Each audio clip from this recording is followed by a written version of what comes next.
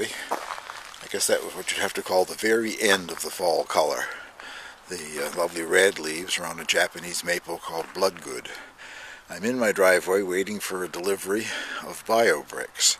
Even though they're made in New Brunswick, Canada, the closest place that I could find that would deliver them to me is down in Maine, Ellsworth Building Supplies. And I have just been to the border and paid the taxes on them, so they should be delivered here any minute. Well, the few minutes wait turned into an hour and a half, but he did have other deliveries to make. And here come my bio bricks.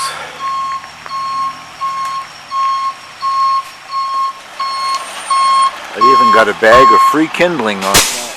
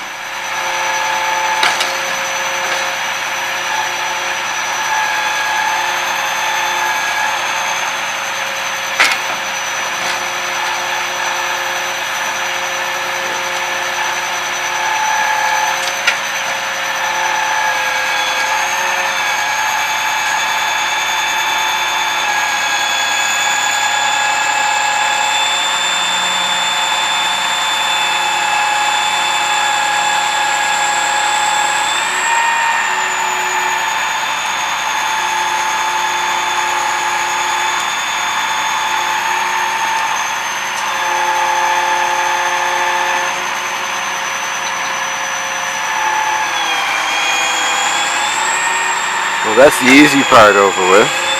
It weighs almost a ton, 1,800 and some pounds.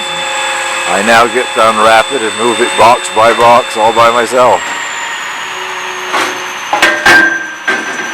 As I said, that's it. The fun's over with. I now get to move this package by package, some out to the cabin and the rest of it in my basement. But I just discovered what it is we make in Canada. The bio bricks, as I said before, are Canadian. Along with it, I bought a coal hod and an ash shovel. I'm not going to use any coal. The coal hod is to put ashes in when I clean out the stove. They both have tags on them. They're made in Canada, but I bought also a poker. And the poker, like almost everything else in this country, was made in China. Anyway, we will move this and the next cold day have a fire and enjoy it.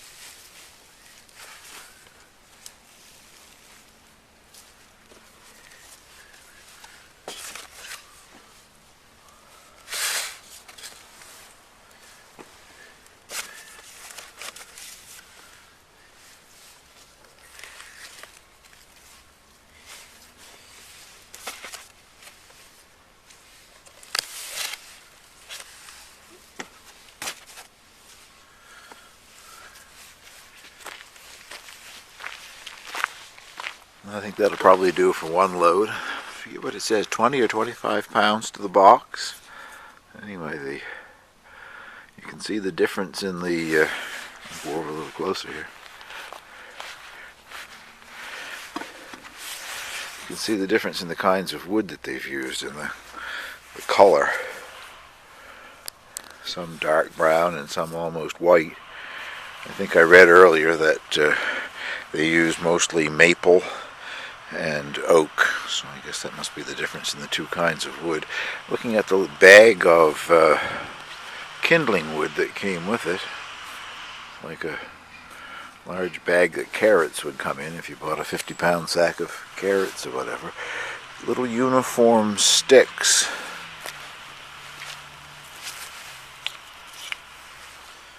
I don't know, not exactly square, I guess, but roughly an inch square, made of hardwood as well.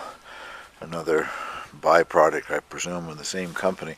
I kind of wonder if they're not making hardwood flooring. These are waste pieces or whatever. Anyway, that was a nice surprise. I didn't realize I was going to get some nice dry, free kindling wood. I have lots of kindling wood left over from my construction job this summer, but this will be really nice. It's kiln dried in a nice sack that I can store it inside with. Well, I'll get this stuff put away. Most of it, I guess I've already said, is going in my basement. I cleared a spot for it the other day, and a few boxes at a time will go out to the cabin, but I don't have room enough in the small cabin to put very many boxes out there, maybe half a dozen or so at a time. And we'll have a fire later on, at least the next cold day. Close this off with a fire from in the cabin. I hope that's not a blur and you can read it. I know you can read the large print anyway. I just coming back to get another load of boxes to put in the basement, and noticed this on the ground. Must have fallen out when I was unwrapping it.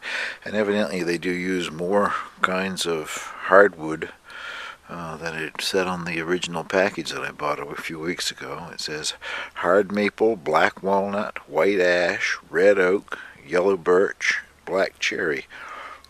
If there was meant to be little check marks there in those boxes here to say which is on my pallet load, that didn't get done, but maybe that's just to indicate the different varieties of wood that they could be using. Anyway, that's interesting, and it's made in Woodstock, New Brunswick. North of here, northwest of here, I guess, but only about a 3-hour drive, I think, roughly. So not that far away from home, and a good use of the byproduct of the lumber industry. That wasn't quite as hard as I thought it was going to be. I've probably been a couple of hours doing it, though. After the first load, I don't know, I usually put at least 7 or 8 boxes, I guess, in the wheelbarrow, which made it go a little faster. And look what I have, Andy, left over. A pallet. I'll have to go back through some of your videos to see what I need to make out of my found pallet wood. The 8 boxes in the wheelbarrow are destined for the cabin. I think I can pile those along the edge of the wall under the windows there somewhere. And I've got to hurry up and get them out there. So far, not even a sprinkle, but it's getting very dark here. I think we're in for another rainstorm. It's been happening almost constantly now for 2 weeks. Anyway, the next thing you know, I'll have a nice cold morning and I'll build a fire in the cabin again. Well, I guess you can read that thermometer. I have an indoor-outdoor thermometer out here in the cabin. The outdoor sensor is on the back wall of the cabin that never sees sunshine, so it tends to be fairly accurate, I think. It's 3.3 degrees outside and 5.3 inside, so only a 2-degree difference. Our weather has been, well, quite predictable for the last 2 or 3 weeks. We seem to get 2 or 3 cold nights with some frost, and then it warms right back up again, and that's what's predicted for this week. Last night it only went down to roughly 3 degrees, but the next couple of nights are due to be -4, -5, and then toward the end of the week warming back up to plus overnight temperatures again of 6 or 7 or 8 degrees, gradually getting colder every night. Anyway, I'm anxious to try a fire again with the bio bricks, and what I want to try to do is to regulate the heat better. I'm still learning how to use this stove. And in the past here, with the couple of fires that I've had with the bio bricks, I put 2 or 3 in. This time I'm going to start a nice fire with that new kindling and just add 1 brick at a time. When it gets consumed, or mostly consumed, add another one. And just to see if I can't get a more moderate heat in here. And as you can see, I brought my e-book out with me. I'm going to sit down and read while this happens. But anyway, let's build a little tower of kindling wood here and start the fire. Well, it's 10:45. I have a little tower built in there with a couple of pieces of fat wood in between and some little scraps of cardboard to get it started with. And we'll see how long it takes for the room to warm up to a decent temperature in here.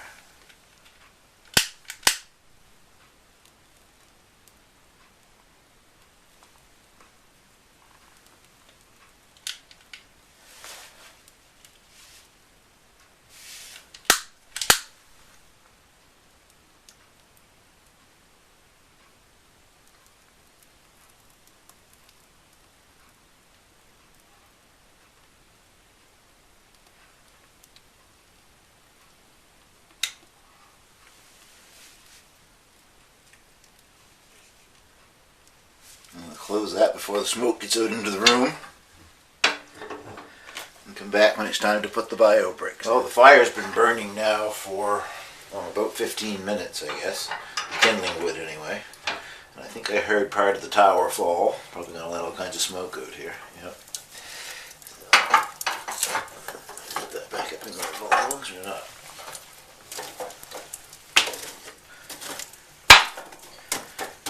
It's a nice bed of really burning coals. I'll add 1 bio brick.